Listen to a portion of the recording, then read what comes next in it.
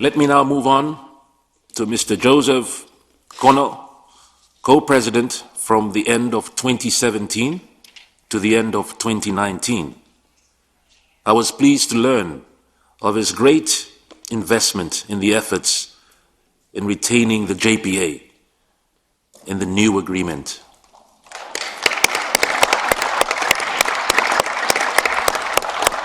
We acknowledge your efforts today.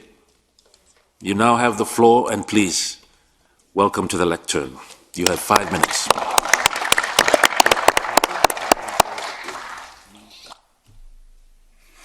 Dear co-chairs, my friends, Honorable Carlos Zorrinho and Honorable Peter Kinelorea,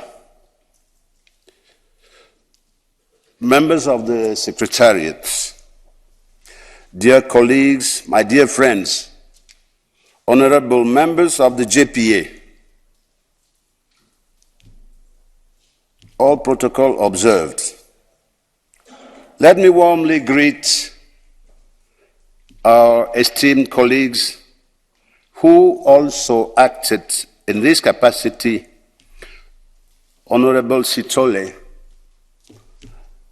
Honorable Stryker, Honorable Jackson, and of course, Honorable Louis Michel, who is unfortunately not present with us today. I have been honored in my capacity as former president of the OACP Parliamentary Assembly and former co-president of the JPA to say a few words on the occasion of the celebration of the Cotonou Agreement 20 years of existence. May I then invite you to take a quick glance at Europe and ACP relationship history.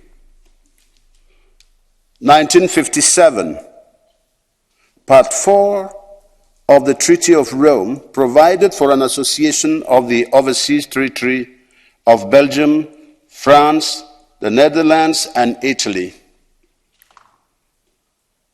The purpose aimed at here was to keep commercial links with former colonies. 1963, signature of the Yaoundé Convention, aiming at the preservation of economic ties with associated states. 1969, signature of Yaoundé II Convention, creating a free trade zone founded on the principle of reciprocity. 1975, signature of the first Lomé Convention, renegotiated and upgraded 4 times.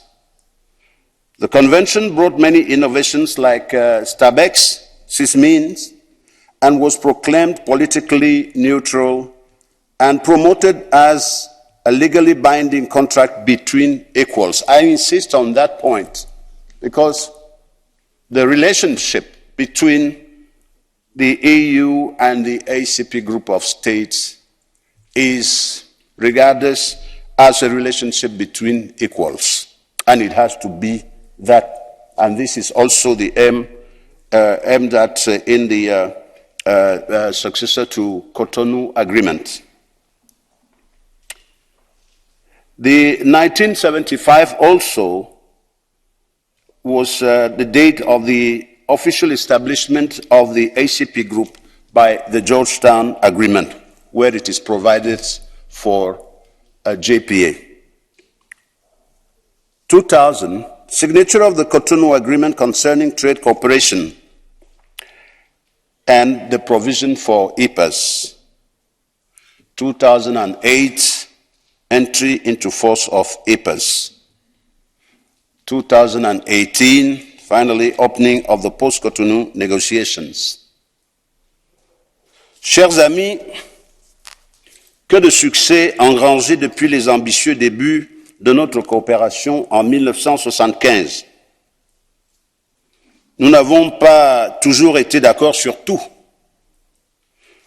Mais quoi de plus normal dans un ménage où le divorce n'est ni envisagé et encore moins envisageable. C'est le lieu de rappeler ici les propos du commissaire européen Neven Mimica, qui indiquait que notre partenariat constitue le groupement géographique le plus vaste, le plus complet et le plus durable du monde. Nous sommes majoritaires à l'ONU. Nous avons encore présent dans nos mémoires les succès de l'accord de Paris, dans lequel notre groupement a pesé positivement de tout son poids.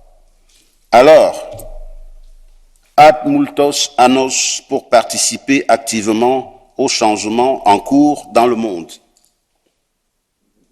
Afin de renforcer et améliorer le cadre de notre partenariat, il était important de pouvoir sortir du passé colonial, de la victimisation, du paternalisme, de la lourdeur des procédures, du caractère caritatif de l'aide,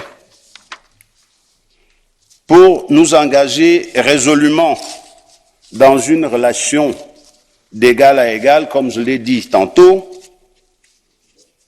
dans l'intérêt bien compris de chacune des parties, de tenir compte des spécificités de chacune des régions qui, comme vous le savez dans cet accord, certains membres auraient pu se sentir oubliés ou minimisés, et c'est le cas de nos amis de la région Pacifique.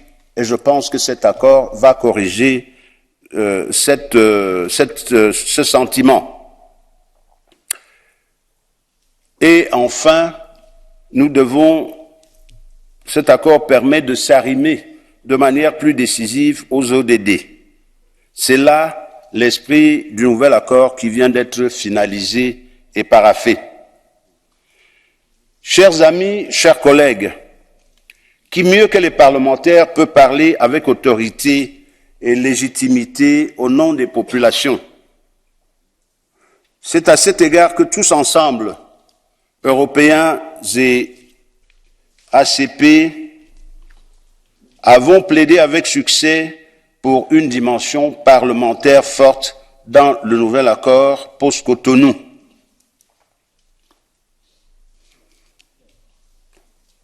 Dear friends, the successor agreement to Cotonou is interestingly innovative. I will not recall them all here, but underline one dealing with relations with other institutions and scrutiny. And for this purpose, I will simply quote the OACP's Secretariat in their notes.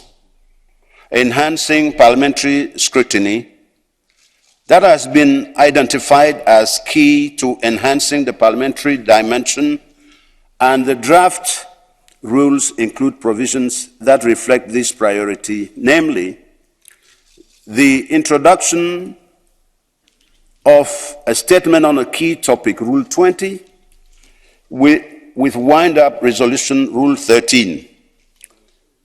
Regular reports on the implementation of the agreement under the steering of Rules and Scrutiny Committee and with external input, Rule 22.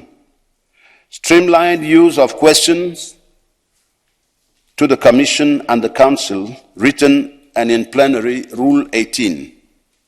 Closer engagement with the Ambassadorial Committee, ALSOC, in between sessions, Rule 19. Introduction of recommendations to the Council, the organization of workshops on good parliamentary practice, Rule 22(4). That is what we have achieved together, including those who passed away or retired. To conclude, may I urge each of you, dear colleagues, to actively speed up the ratification of the new agreement. You are now in possession of a powerful tool to exert scrutiny, inform your national parliaments, and enhance cooperation between our three regions. Thank you for your kind attention.